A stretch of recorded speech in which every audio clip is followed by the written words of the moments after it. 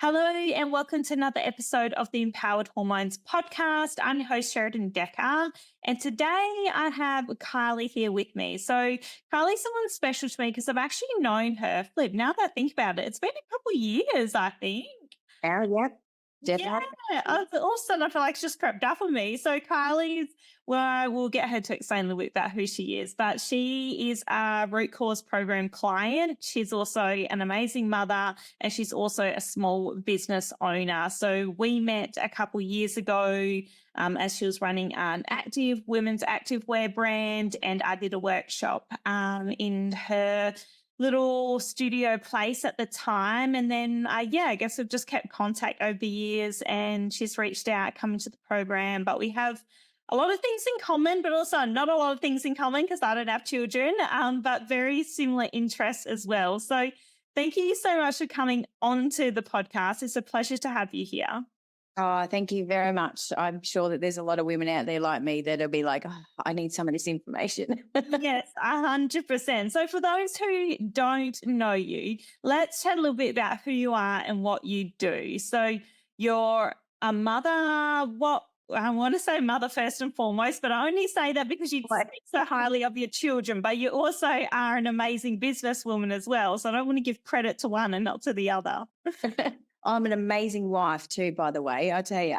That's another thing as well. But yes, no, I do have two children, Mia and Max, and Mia's 11, Max is 8. And, like they've been pretty full on over the years. Both of them are diagnosed with ADHD. So that's been, wouldn't say exactly a spanner in the works, but it's added a lot of challenges. I've been a business owner for 11 years now. Couple of multiple things, but yeah, mostly it was designer activewear for women. On the sidelines, I've mentored some people in small business as well. Had a lot of health issues and lots of spiraling over the years. So that's something we'll dive into today. Yeah, 100%. So what do you do now as a day-to-day? Because we chatted about briefly before the podcast started, hey, you've just gone through this major transition, but what do your days look like at the moment, and how is that different to what they were, let's even say 6 months ago? Well, first thing is I actually closed my business a month ago. There was a lot of things that led to that, but my day-to-day now is pretty much, I get up and the first thing I do is something for myself. It's always you get up and you think, I've got to get the kids ready for school, I've got to do this, and I've got this on today. But my mindset's like, I need 15 minutes to chill, and I have my supplements that are recommended by you, and I sit outside in my garden. Then I get onto getting the kids ready for school. And I'm actually in a better place now where I am more comfortable going to the gym. Like I'm feeling a lot better. So my energy levels are a lot better that way. But, and I do a lot of cooking. I love baking now, and it's not many hours in the day that the kids are at school. So it's housework. I like catch up with some friends, potter around home. Some days I'm like, where did they go and what did I do? But, first and foremost, now people say to me, oh, so what do you do? And I'm like, oh, I'm a mum. Yeah. I do a lot of mum stuff and I love it, I'm actually finding that I'm not struggling with the whole idea of not owning a business, even though I have things in the background. But my days are just like I'm a lot happier now. Like I don't have that much stress on my head, so I can do what I like. Yeah, 100%. And let's chat about the business stuff. So you said you've been a small business owner for 11 or 12 years, I think you said. So where did that start and how did you sort of get into business as such as well? Prior to having Mia, I used to run a training department as a trainer and assessor, and I've had multiple jobs before that too. And when I found out that I was pregnant, I was like, no way can I not work. I've never not worked. So I was halfway through my pregnancy and started like a virtual assistant business on the side. So I couldn't fathom the fact that I didn't have this identity. And I was like, no, I'm going to be a mum and I'm going to have a business and I'm going to support my husband who travels 70% of the year and I'm going to have it all. And so I started doing virtual assistant work to helping event management, to helping people build websites and their own part of running their business. And then I was like, hold on, I'm going to the gym. There is no decent activewear where I am. And I was like, oh, I can start an online business. Why don't I do this? So Brock's like, oh, here, money, honey, use some of this money that we've got and get started. And before you knew it, like about 8 months later, I had opened up an actual store. At that stage, I had, Mia was about 4, Maxie 1. And so I had the 2 kids. Brock was away all the time, had a business. I had it all, apparently, Yeah. And I just found that need that I'm like, there's so many women that were saying, oh, I like this activewear, but I don't like this. And so I was selling close to 20 brands, both in store and online. And then it got me to going, okay, well, I've got enough education here, enough walking people, enough customers to say, I need to start my own. So, and then we did, we got onto that. So MKM has been around for, 5 years. Prior to that, I was Street Fit Clothing for 3 years, I think, before that. And it was just finding that I needed to fulfill this gap. It wasn't that I've ever been in fashion or anything like that before. It was I found a gap more than I found a passion, but it grew into a passion. Yeah, 100%. But it's not only a gap in the market, there was also what I want to say, a gap in you, because you were also feeling a need and a desire to work, which is really interesting as well, right? But not only just work, you wanted to make an impact, you wanted to help people, you wanted to go. It wasn't like you would just, and no hats off to anyone, but it's not like you were just walking into a retail shop and asking for a job and going, employ me because I need to work, or go to Coles or Woolies or whatever. It wasn't just about the money. There's that underlying push and need in you, right? Yeah. That was it. It wasn't about the money at all. It was, I had to feel like I couldn't lose a part of me and just be a mum. Not that there's nothing wrong with that. It was, I worked since I was 13 in some form or another. And it's, that's part of your identity. Is when people say, what do you do? And you go, nothing. Then you kind of feel like, well, who are you and what do you do? Like, social acceptance is more about women being able to run a business or to have something for themselves as well as cater for your family. Yeah, 100%. But then how has that then, I find, because the women I tend to work with are all like you in a sense, that they're more A type, that usually quite health conscious, they're usually quite active, and they're also usually quite driven women in a sense. None of the women I work with are sitting on the couch all day going, why am I not getting healthy, and not doing anything about it? They're doing all the things. But then I also find this is a catch-22, because you're doing all the things, but then sometimes that can dysregulate us, because then we put more pressure on ourselves. And we do. Like, I feel like you're someone who would hold yourself to a really high standard, and you expect yourself to hold yourself to that standard and to achieve things. You would not be happy with yourself if you were doing nothing every day. Oh, no. And success is so different to everyone. To me, success was not about the money. It was about that I could actually still do something that was for me, but also for the family, and to help other people in society and be like this pillar of like, well, she can do it, I can do it. But to show people you can, but also to show people it's okay if there are some struggles in there, that, different ways that you can actually deal with it. But I learned a lot of that the hard way, which makes it quite nice to be able to talk to people and say, hey, I've lost on this. I've lost my health. I've lost my mental state. I've had a lot of issues and I've still kept running. Maybe I shouldn't have kept running. And then that's what eventually made me come to that decision of closing the business. But, it's definitely, I can't just sit down and do nothing. Always make sure I get my steps up in the day, always making sure I'm contributing to my family's health. You always feel like you've got to do something, but you don't have to do too much. Yeah. So do you think any of that impacted your health? 100%. Absolutely. Like, unfortunately, like I've struggled for years after having parasites. And, with you put yourself on the back burner, and, for a while you're really good and you're meal prepping or you're counting calories and you're on the gym 4 days a week or whatever. And next minute you're like, I have this massive deadline to get these designs out and I've got no mental space left in there for creativity because I'm so burnt out. I'm worrying too much about other things that probably don't even matter. Yeah. 100%. And that spirals then, right? Because not only do you then have that, and I do find that's a huge one, that trying to flick between your business hat and your creativity hat. Like, I'm not creative, like I wasn't trying to create a brand or design or anything, but I can't even put out on Instagram if I'm too caught up in like just my emails and managing bills and paying invoices and managing staff and all that stuff. You don't have space for us. And you would be the same if you got so caught up in the running of the business, and then you're like, and now I've got to design stuff. That's a different side of the brain as well, right? And then on top of that, you're trying to be a mum as well. Yeah. And you can't just stop yourself and say, okay, the business side's done. I've done, my bookkeeping, or I've done my bills or anything like that. And then go, right, now I need to sit down and create, because it doesn't just come to you like that. You just get this inspiration sometimes 11 o'clock at night, and you're dreaming it and going, oh, man, I've got this great idea for this new crop or these pair of leggings or something like that. And you're like, how do I stop myself? But you can't pencil it in.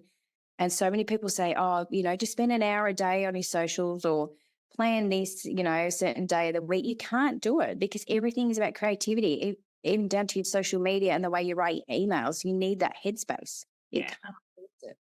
100%. So do you feel like you hit burnout? Because when you came into the program, there was a lot of gut stuff going on, but I feel like you were quite exhausted as well. Like, do you feel like you've gone through these peaks, highs and lows, or do you feel like it was just you on the constant down and you hit bottom, or how do you feel like your health was going?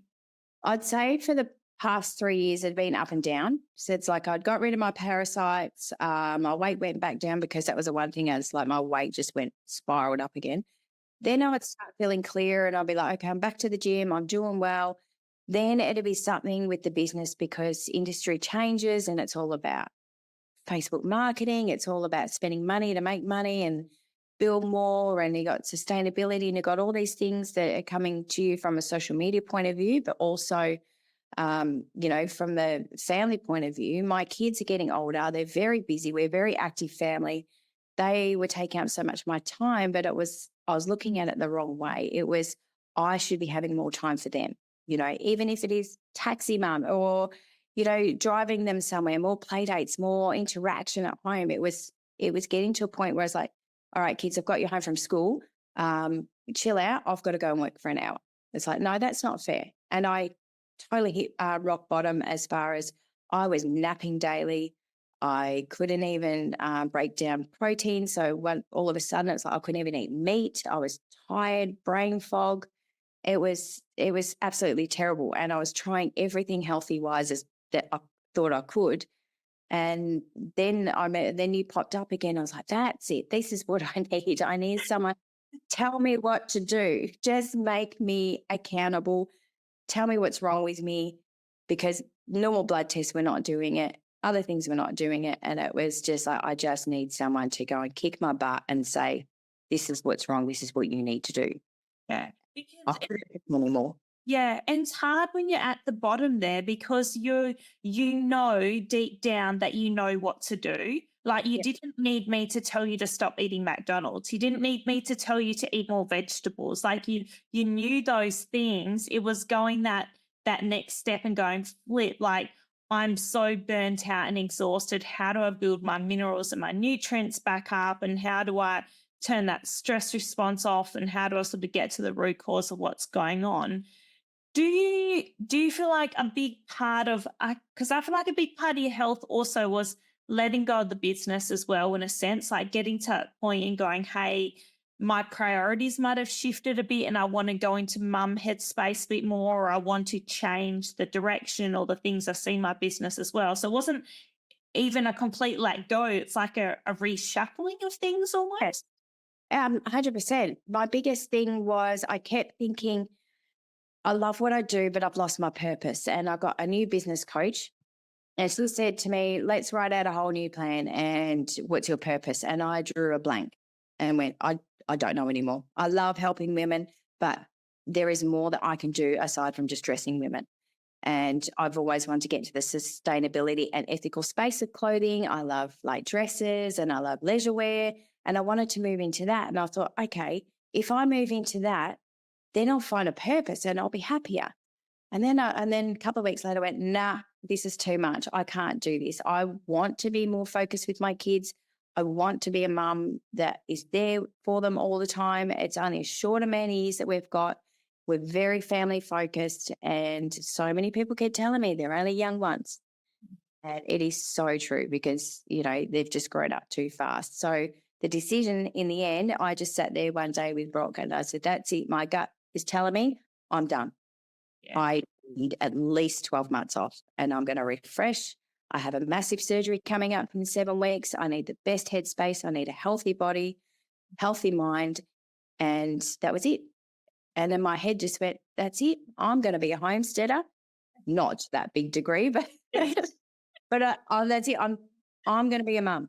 Yeah. That's my focus. And that's, I have my moments, of course, as you do with kids, but I love it. Yeah. And I'm actually like really thrived. And people have, even said to me, well, you're glowing, you're happy, you're more present. I have less brain fog now. Yeah.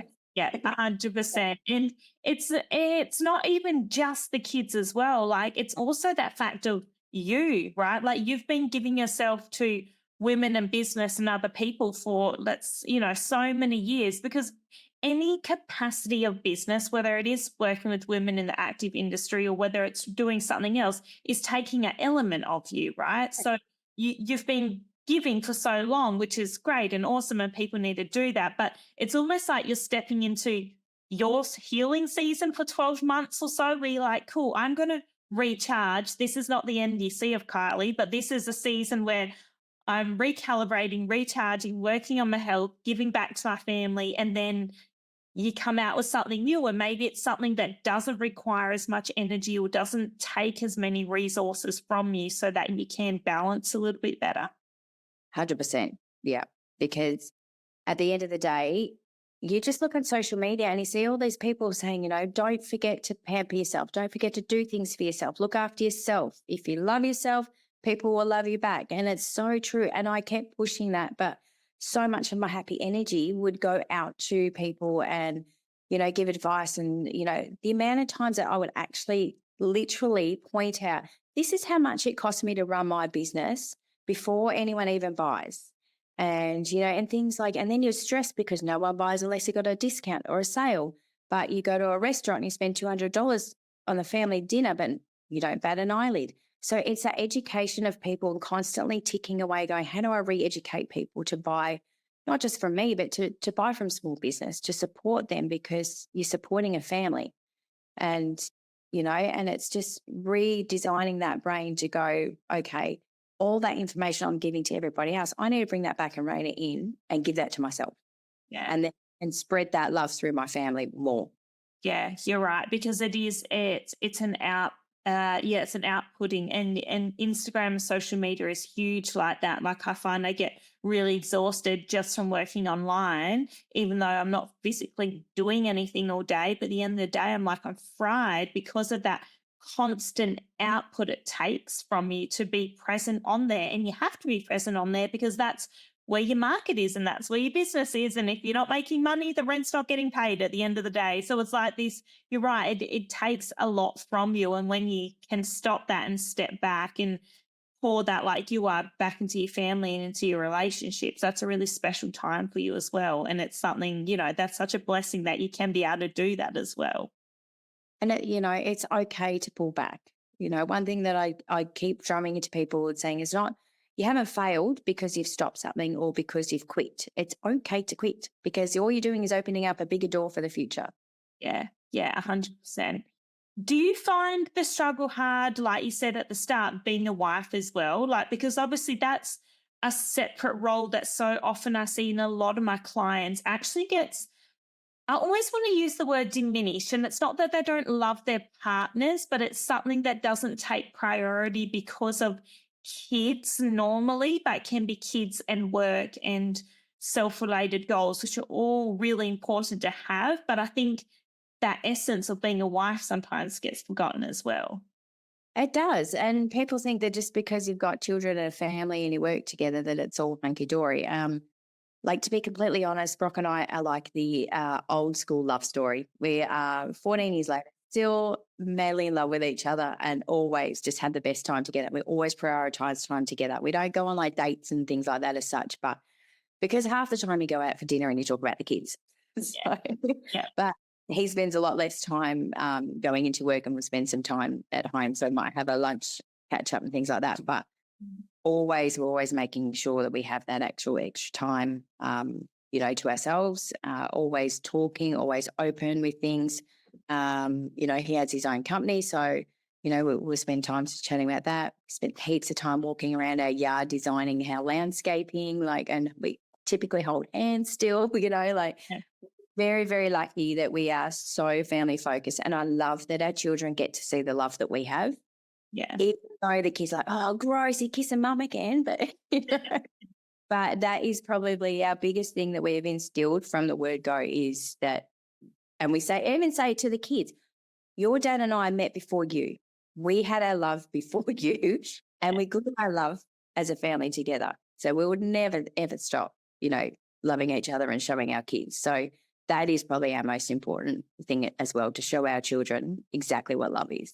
Yeah. And it's interesting because when you loop that back to health again and you see these women like you were at a certain stage, are obviously, coming into more time and space and energy now. But when women are at capacity and they're burnt out, and that's from business or work or whatever, your relationship, whether that's with a partner or whether that's with your friends or whatever, but your relationships start to diminish and go because you've got no resources for that. But particularly, and I'm talking about a male-female relationship here, but particularly in that aspect where you are a couple and you've got kids, things, like romance or like women's libidos or like their energy to give back to their partner, all that stuff just disintegrates, which makes the whole dynamic so much harder again, because all of a sudden there's resentment and then there's anger and then you've got no capacity and then the whole thing just becomes a mess.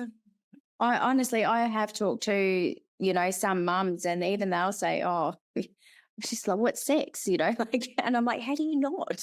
Yeah, exactly. It's the most beautiful thing, but everybody's different. So many people have children, get married, and, and then you hear the odd joke, oh, yeah, on anniversaries and birthdays, or, they don't really do things together. They do things as family, but not together, and that's something that we've always just gone, no, if we ever feel ourselves drifting apart just a little bit due to stress, we just chill out, we have a talk, and then we've never felt we've had to really work on anything ever. We don't argue, we don't fight, nothing like really. So it's just something that's consciously, I think we always just make sure that we are always communicating. Yeah, 100%. Because it comes back to a lot of that nervous system regulation stuff. And we know when we're stressed and burnt out, then our body starts to suffer. So our gut, fighting off infections, fighting off parasites, all that weight loss, everything becomes harder. But then also, relationships become harder. Being a mother becomes harder. And then also, even food prepping, having good food becomes harder. And then you don't feel as good. So then you're just stuck in this constant spiral of nothing is working at all. It's terrible. Yeah. And then then you start getting to a point, and I've done it plenty of times where I just I hate my body right now because it's not the way it's meant to be. And it was so much of it had to do with food and stress. Yeah. So when you fix one thing, logically you think that should fix the next and the next, but it doesn't always work that way. Sometimes you have to sit down and go, right, what's the main struggle, and start working on that one first, rather than not everything's in a logical order. How do you feel like your relationship with your body has changed over the years? Because obviously when you were burnt out and stressed and you said you were putting on more weight, there was obviously a resentment or whatever towards your body in a sense, because you're like, my body's letting me down, but also maybe I'm not supporting it in the way I should, and you sort of get disconnected, as opposed to when you're going to the gym and eating really well and feeling really good, and you're in the activewear space, which is a style of clothing that classically shows off bloating and everything. Like, you can't hide that when you're in activewear. I really struggled for quite a while, and I think some people people did notice a fair bit of last year where we moved down here and I felt amazing. We're by the beach, we go fishing, everything was great, and I was starting to feel good. Then all of a sudden it just hit me, and my weight went back up. I was training flat out I thought I was eating well. I mean, I do eat well, but the combinations of foods weren't working. And so then I piled on the weight and then I wasn't even losing it. And so then I felt deflated and I felt like, what a crock am I? Because I can't show people my activewear because I don't feel comfortable. And then there was like this bit of a switch. And then occasionally I would actually share photos of myself completely bloated in my activewear. And that was two-thing purpose I started feeling okay about it all because I'm like, it's a process. I'm going to get through this again. And also to show people that my activewear is stretchy enough to deal with that because so many of us also go through it. So not only are you thinking about yourself, but then you start going, oh, creative, I need to educate people. So then that's taking your content out of you, which is draining as well to try and get all that information out to serve your purpose. Yeah. But I think that's vulnerable and that's brave and it's helpful. So when people and women particularly do that, and you see it, I do see it more and more now on social media, women going, this is what it looks like when I'm posing in my activewear and how good I look, as opposed to this is how I just actually look when I'm just sitting down and my tummy rolls over the top of my activewear, and that's actually totally normal. But it's when you're sharing when you're struggling, like in a sense, you were bloated and uncomfortable and you're putting that content out there to educate women that it's not normal as in it's good, but it's normal as in it happens to a lot of people, and other women can then relate and go, okay, cool. Yes, that's a product I can still wear when I'm bloated, but also, hey, this is not just me, because you wouldn't be the only female who gets bloating and tries to wear activewear. Like, it's so common. Yeah. Yeah. That was the biggest thing because most, obviously my niche, my target market were women and most of them mums, and so many people, I get a lot of personal messages saying, oh, I feel the same. I don't feel comfortable, but when I wear your clothing, I can. Like I feel like I can go to the gym. I can go out shopping, or, like I feel like I'm okay with where I am at the moment. But then they had an internal struggle themselves that I couldn't help with. But it was just the fact that you could make someone feel a little bit more comfortable and at ease was, what made it be better. Yeah, 100%. And then you start to go down that line, like then you've obviously gone down the stool testing route and you've looked into hormones and you've done stuff in a sense, which then you sort of start to get answers, and you've dealt with parasites and things in the past. So you have an awareness of gut health, which also is reaffirming because you can go, hey, there is something going on here. It's not just me. Like if you have no answers for the bloating or those symptoms, well, that's so frustrating because it's like, well, is this just my life now? Is this just my body now? But it's not. No, and I think the biggest struggle with that is if you don't have the information, then you're just going to second guess and go, well, was it something I ate? Did I have too much to drink? Did I have a bad sleep? Am I too stressed? And all of those will play an actual factor, but until you get down to the root cause of it all, you can't help yourself. You think that you're eating healthy, but you still might need to cut out something because that's the main contributing factor to the bloating. Yeah, 100%. How do you feel about your body now as you've sort of started coming out of that season and into sort of the new direction of where you're heading? Heaps better. Yeah, definitely heaps better. What are we at now? Like probably on my third month of taking all of our supplements and vitamins, and it has made the biggest impact. Like before I started, I was around that 72 kilo mark. Now I'm down to 65, 66. And that's not me trying to go to the gym, every single day or cutting out foods or, trying to cut my calories down or anything like that. I'm consciously just eating when I'm hungry. I do have a list on my fridge that says, remember to have my carrot salad, my bone broth, because I do forget these things. You know how much they really, really help. Yeah. But it's little things like that. And I tell I feel so good. Like even that 2-3 o'clock slump, I'm actually finding it's nowhere near as bad as it used to. Like I'm more confident in my body now. I mean, there's still bits that you don't like as you do, and that's part of the reason why I'm having a surgery. So I'm getting a tummy tuck done. But that's just from so much yo-yoing, whether a lot of it's been unhelped because of the parasites and all the gut issues. But it's just so important to get to the bottom of it because you can just change it like that if you do it the right way.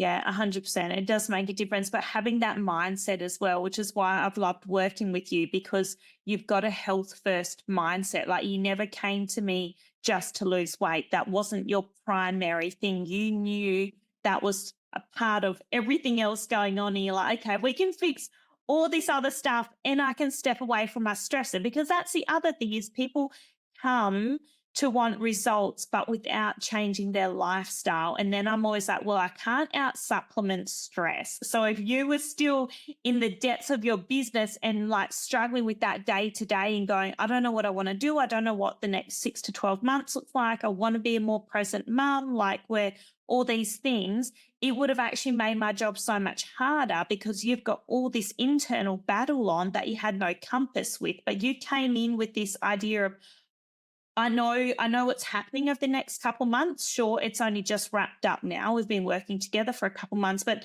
you'd sort of gone through that process and we're already sort of making a plan forward, which is a huge shift in itself. And then now you're kind of like, well, I know what my next sort of 6 to 12 months look like, and it is a focus on me. And I feel like that's a really exciting time for you as well. I think the biggest struggle with a lot of people is, I just want a tablet. I want a magic pill to make all of this go away. And there's so many people out there trying to push, different tablets from companies. Try these, they help me. But I'm not you. My symptoms might be the same, but they're very different depending on what's going on. And then you'll see a lot of people saying, oh, just go to the gym, or how about going to calorie deficit? Why not get this food plan? It's like, well, look, those things do help, but until you internalize everything and say, like, I need help. Yeah, most of us have probably tried everything and gone, oh, it's a waste of money. I've spent all this. It's like, well, learn to spend it in the right place. Yeah. And it has been, the best thing that I have done is to just go back and go, no, that's it. I need help now. Like, I've tried many things, thought I was getting okay. And then I just, then I would spiral again. Yeah, yeah. What I love about you is that you're not only inspiring, but you always have purpose, right? You have purpose with what you do. It's purpose towards motherhood. It's being intentional in your relationships. It's serving women with purpose. It's working with real women as well. Because if you had worked in let's just say, the activewear industry in a big company, high up, designing creative, you would be in creative. You would not be firsthand with those mums and women who are struggling and those kinds of things. So as you run a small business, you've just connected so much better. So you not only create community, you create connections, and it's something really special, right? That you only get in small business. Oh, 100%. And look, it goes two ways. The community is absolutely beautiful, but it also brings in a lot more attention as far as, your messaging, people sending you things or tagging you in things and asking you questions. And you're like, I really, really want to help, but I can't pour from an empty cup. But you're right, though. Like, if you're just working in a company, you don't get that one-on-one. And even though most of my customers are all around Australia or even overseas, but you still feel like you've got that connection because they're thinking of you when they're tagging you in something or posting a photo. And you're like, oh, this is so amazing. And then you've got to answer back and you've got to bring your happy self to it as well. So that in itself it's just beautiful, trying, helping women and connecting with them. And that's where I see my next phase going down the track. Like, I've always wanted to be a business coach, like do it properly. And I think that is going to be my next calling. I'm pretty sure the universe has already told me that's what I need, because I've had people already ask me, but I'm not going to push it, and that's the other side. I need to be definite on who I help, how much information to give, but how much of myself am I prepared to give as well? Yeah, because it's a fine line, and you know that, and you've been there and you've walked that, and also you've seen how far you've come in the last couple months, and now you're like, okay, moving forward, where do I want to go? Because you'll feel really great, and then you'll start to give, and then you'll give, and then all of a sudden you'll overgive, and then you'll be overwhelmed again, and you're like, darn, we're back to square one, and now what? I see that happen quite a lot, actually, where people are like, okay, I've got everything together. I'm doing really well. Now I can go to that next level of my business. And because that's what's expected, you are expected to grow. You're expected to be successful and mentor and show people that you can do it all. But at the end of the day, it's what do you want? What is your success? You don't have to work 10 hours a day and stop. And one thing that gets me is always social media go, well, I made $100,000 this month by only doing this. It's like, no way did you really do that. You probably have a whole heap of people doing so much of it for you as well. But to get there, you need to earn the money, you need to work and to build. And it's very long, it can be a very long road, or it can just be damn lucky. And it is so stressful and time consuming.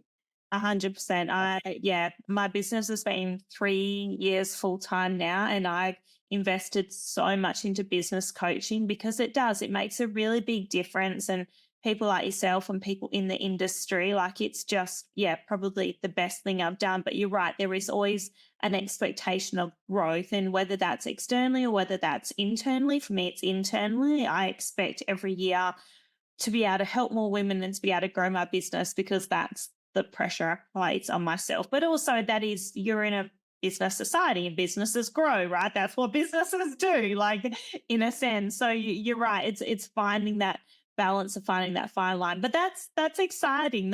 It's nice not having it pressurized on you, but just letting it sit there and grow. Because I find when there's space like there is now in your life, ideas come and creative stuff starts again, and you start to play with ideas because, like you said, there's no direct pressure on it, which is such a nice place to be in.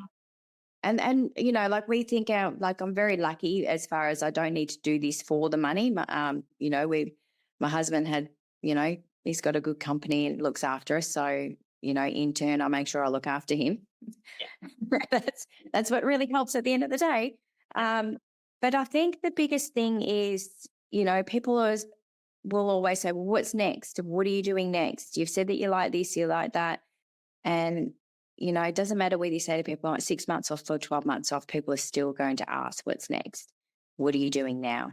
And I just say, just thinking, I have notes in my phone and I'll jot down notes here and there. I have my business coach and we rearrange our topics, or I've reshuffled my actual call because I said, I'm not ready for it yet. I'm not ready for the next call that we're going to have because I actually just don't want to do any work. I don't want to think. I don't want to do anything. And she's like, this is brilliant, because our next set is on mindset. And, I said, I'm not prepared yet. And that's the good thing about having a coach is I don't have someone to push me, but I have someone that helps me delve deeper into my thoughts. Yeah. And supports me as well. Yeah, 100%. I love that. And I think that comes in every area. That comes in health, that comes in business, that comes in mindset, that comes in PT. It comes in anything, having someone externally, whether it's, business coaching, whether it's psychology, whatever it is. Like I said, like having that guidance makes a huge difference. Yeah. Well, thanks so much for sharing your story. I really appreciate it. I think you're amazing. I've always just been so inspired by the way you run business, by the way you do all your family stuff, how active your family is. I always see you guys off doing things on the gram, and I just think that's the way to live. And also you live in such a beautiful part of the state, of the world, but of Western Australia. So I think, there's that element too. You can be outdoors. And like you said, pulling back from business, being able to refine that balance, recenter, focus on you, I think is a really important stage. And I just think that's, where you're at, and not that you have to justify it to anyone, even though sometimes I feel like we do. But if you did, you could say, I've well and truly earned this. 100%. We need to put less pressure on ourselves. We don't have to be someone's go-to best friend. We don't have to be the listener all the time. You want to have a good, healthy life with your family, then you make it happen. Yes, you have to say no to other things, but if that's your priority, then own it. Be happy with it, and love it. I say no to so many things. I think people get to a point they don't bother asking anymore, but they love what I'm doing and they love seeing that my family's happy, because some of them have got their kids are older and they don't need to do that anymore, So you just got to do what's good for you and forget about the rest. Honestly, you got to blank it out at times. No more mindless scrolling on social media. Follow the people you want to follow to get that mindset creative. Yeah, 100%. Well, I will be closely watching this space for the next 12 months and seeing you restore, repair, revive, rebuild. And, if something else comes, cool. If there isn't another next big thing, that's awesome too, because it means you're giving back to those really closely in your life as well. So I love that too. So Yeah. thank you so much for coming on, Carly. I really appreciate your time. Awesome. Thank you.